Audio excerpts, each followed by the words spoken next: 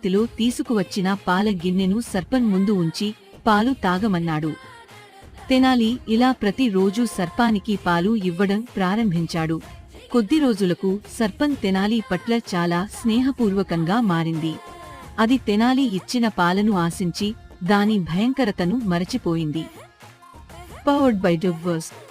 సర్పం తెనాలి మాటలను నమ్మి అతను చెప్పినట్లు చేయడానికి అంగీకరించింది. తెనాలి సర్పాన్ని ఒక గుహలో తీసుకెళ్లి అక్కడే ఉండమని చెప్పి సర్పం వెళ్లిపోయింది. తెనాలి రామకృష్ణ తన తెలివితో గ్రామ ప్రజలకు సమస్యను పరిష్కరించాడు. రాజు ఈ విషయం తెలిసి తెనాలి తెలివితేటలకు ముగ్ధుడయ్యాడు. ఇకపై గ్రామ ప్రజలు ఆనందంగా ఆ చెట్టు దగ్గరికి వెళ్లి భయపడకుండా జీవించగలిగారు. నీతి: ఈ కథ మనకు తెలివితేటలతో మృదువుగా వ్యవహరించడం ద్వారా ఏ కష్టం అయినా పరిష్కరించవచ్చని నేర్పిస్తుంది.